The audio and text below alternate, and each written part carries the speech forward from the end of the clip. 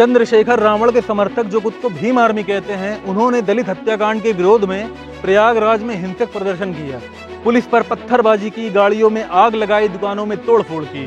जिन बाबा साहब के नाम पर आपने एक संगठन बनाया, क्या उसी संगठन के लोग इस तरह संविधान को ताक पर रखकर उपद्रव करें? क्या ये बाबा साहब के नाम का दुरुपयोग नहीं है? हिंसा, उपद्रव, आगजनी करनी है तो बाबा साहब के कंधे पर सवार होकर क्यों? खुद को बाबा साहब का फॉलोवर मत कहो भाई। जिन बाबा साहब ने ऐसी विकट परिस्थितियों में भी शिक्षा को अपनी लड़ाई का हथियार बनाया, आने वाली पीढ़ियों को उनके हक की सुरक्षा के लिए संविधान सौंप कर गए, वो आज आवाज उठाने के नाम पर शरीर पर नीला रंग पोत कर स्टेज पर डीजे डांस करते हैं, सड़कों पर उपद्रव करते हैं तो अच्छा लगता है। इनके लीडर चंद्रशेखर रावण के वीडियो आए दिन सोशल मीडिया पर वायरल होते हैं और ज्यादातर वीडियोज में वो किसी न किसी पुलिस अधिकारी पर गुर्राते दिखाई देते हैं और ये सब देखकर उनके समर्थक खुशी से ताली बजाते हैं। पुलिस वालों पर धौंस दिखाकर खुश होने के पीछे वो कौन सी मानसिकता है? सोचिए, कल को कोई दलित बच्चा पढ़ लिख कर सरकारी सेवा में जाता है, कड़ी मेहनत करके परीक्षा पास करता है, संविधान की शपथ लेकर देश की सेवा में जुटता है, तो क्या फिर उसी पर दलित राजनीति के नाम पर कोई नेता गुर्राए और धौंस दिखाए सिर्फ इसलिए क्योंकि वो वर्दी में है? तब उस दलित अधिकारी के सामने कैसी दुविधा खड़ी होगी? ऐसे में वे संविधान की शपथ निभाए या ऐसी गुंडागर्दी की हाँ में हाँ मिलाए? क्या आपने सोचा है कि प्रयागराज की हिंसा में जिन पुलिस वालों पर आपने पत्थर फेंके उनमें कोई दलित भी था? क्या उन्हें इसलिए मारा गया क्योंकि वो वर्दी में थे? और जो दुकानें तोड़ी गईं, जिन गाड़ियों में आग लगाई गई, क्या आपने देखा कि वो किसी दलित की नहीं थी? जब आप अपनी आक्रोशित लड़ाई में अंधे होकर सब जला देना चाहते हैं, तब आप दरअसल उसी समाज के खिलाफ खड़े हो जाते हैं जिसकी लड़ाई लड़ने का दावा करते हैं। आपका यह रास्ता बाबा साहब का रास्ता नहीं है। ये वो आग है जो अपने ही लोगों को जलाएगी। ये ठीक वही मानसिकता है जिसके विरोध में आपने अपना संगठन बनाया। कभी सोचा है आपका उद्देश्य क्या है?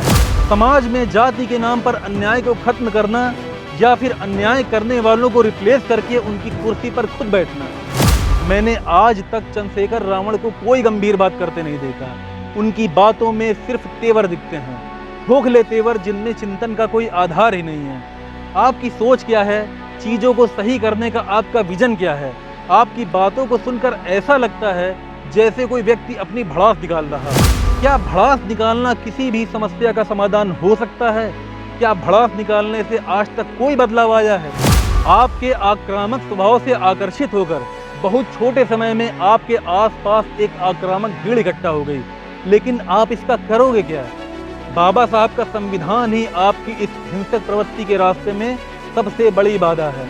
आप चाहते तो आप अपने संगठन को एक सकारात्मक दिशा दे सकते थे, पर आपने ऐसा किया नहीं।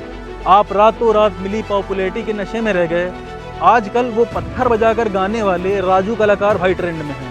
कभी बाबा का ढाबा, रानू मंडल, काजा बादाम भी यूं ही रातों रात पॉपुलर हुए थे और फिर वैसे ही रातों रात गायब भी हो गए।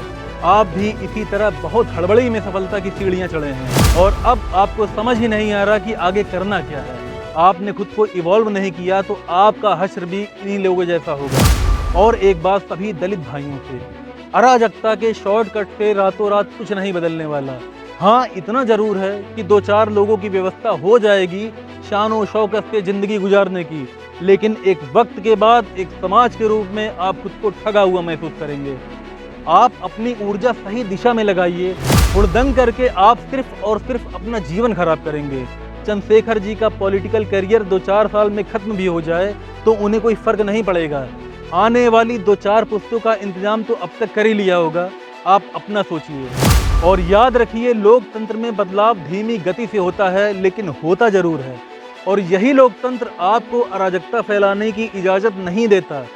बाबा साहब की फोटो के सामने अगरबत्ती जलाने से कुछ नहीं होगा। उनके आदर्शों पर चलिए, उन्हें समझने का प्रयास करिए, उनकी लिखी किताबें पढ़िए। और ये इतना आसान नहीं कि सिर्फ जय भीम बोल देने भर से आपका काम चल जाए।